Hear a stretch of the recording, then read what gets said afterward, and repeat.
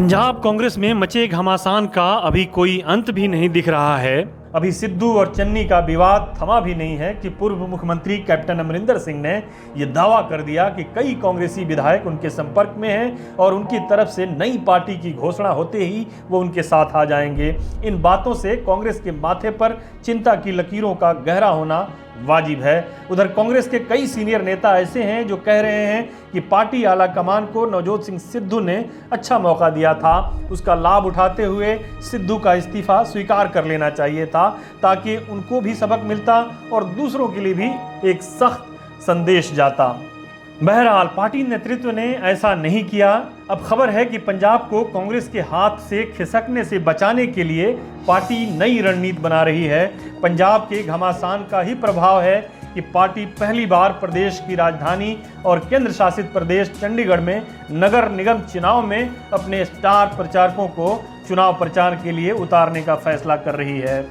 इस चुनाव में नए नए कांग्रेस में शामिल हुए जेएनयू छात्र संघ के पूर्व अध्यक्ष कन्हैया कुमार का नाम भी स्टार प्रचारकों की सूची में शामिल है।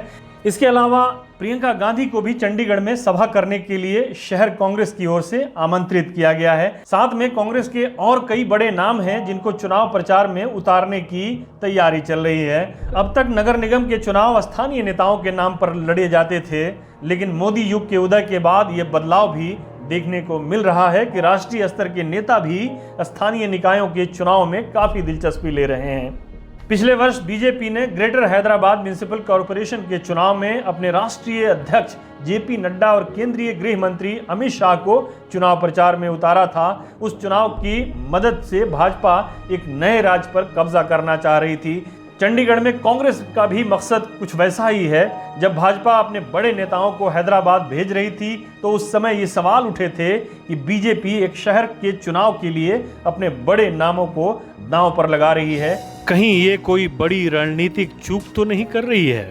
यदि प्रियंका गांधी और कन्हैया कुमार को चंडीगढ़ भेजा गया तो यहाँ भी ये सवाल उठेगा। लेकिन कांग्रेस के सामने सबसे बड़ी चुनौती पंजाब में वापसी की है। चंडीगढ़ नगर निगम चुनाव में जीत या हार से बहुत अधिक अंतर नहीं पड़ने वाला, लेकिन यहाँ की जीत से कांग्रेस को पंजाब में जरूर बल मिलेगा। उधर कन्हैया के गृह राज्य बिहार में भी उनको लेकर कांग्रेस और राजद के बीच बयानबाजियों का सिलसिला चल ही रहा था कि अब भाजपा भी इस बयानबाजी में उतर आई है। बिहार भाजपा के प्रवक्ता निखिल आनंद ने एक बयान जारी कर कहा है कि कांग्रेस और आरजेडी दोनों एक ही थाली के चट्टे बट्टे हैं, दोनों परिवारवाद पर निर्भर पार्टियां हैं, दोनों राजनीति का आडंबर रचकर परिवार की बुनियाद और परिवार का वजूद बचाने की फिराक में रहती हैं। हालांकि गठबंधन के घटक दलों ने ये घोषणा नहीं की है कि महागठबंधन खत्म हो चुका है, लेकिन भाजपा ये मान चुकी है कि महागठबंधन का अब वजूद नहीं है। इसलिए कांग्रेस और राजद के नेताओं पर कटाक्ष करते हुए निखिल आनंद कहते हैं कि जब महागठबंधन सलामत था तब राहुल गांधी और तेजस्वी की पालकी ढोने वाले लोग मौजूद थे। अब कांग्रेस और आरजेडी एक दूसरे से ज्यादा सेकुलर और लोकतांत्रिक बनने की कोशिश में हैं। लेकिन जो सबसे महत्वपूर्ण बात भाजपा प्रवक्ता ने कही वो ये कि दोनों ही पार्टियां समय समय पर एक दूसरे से बदला चुकाती रही हैं। उन्होंने याद दिलाया कि कैसे लालू यादव को राहत देने के लिए तैयार बिल की कॉपी को फाड़ दिया गया था। उसके अलावा उन्होंने ये भी कहा कि कांग्रेस ने आरजेडी से बदला चुकाते हुए चारा घोटाले मामले में लालू को जेल तक पहुंचा दिया था और अब कांग्रेस कन्हैया की मदद से तेजस्वी यादव को निपटाकर बिहार में अपना वजूद कायम करना चाहती है।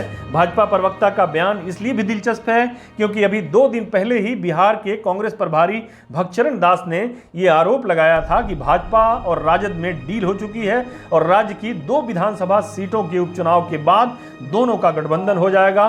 भगचरण दास के बयान पर राजद की ओर से जो प्रतिक्रिया आई थी उसमें कहा गया था कि भगचरण दास कांग्रेस के बिहार प्रभारी हैं, लेकिन उन्हें बिहार की राजनीतिक और सामाजिक संरचना की जानकारी नहीं है।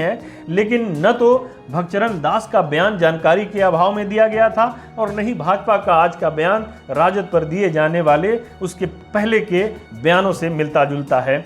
पूर्व में चारा घोटाले पर लालू और राजद को पानी पी पी कर कोसने वाली भाजपा आज ये जाहिर कर रही है कि लालू को कांग्रेस ने फंसाया। उनको राहत देने के लिए तैयार बिल को राहुल गांधी ने फाड़कर फेंक दिया था और अब कांग्रेस उनके पुत्र को निपटाने में लगी हुई है। अब सवाल ये उठता है कि भगचरण दास और निखिल आनंद के बयानों में बिटवीन द लाइन कोई चीज पढ़ी जा सकती है। इस पर हम अपने किसी अगले वीडियो में चर्चा करेंगे। हमारे साथ जुड़ने के लिए आपका शुक्रिया। हमारा वीडियो पसंद आए तो इसे लाइक करें, हमारे चैनल को सब्सक्राइब करें और कमेंट बॉक्स में जाकर अपनी राय जरूर दें।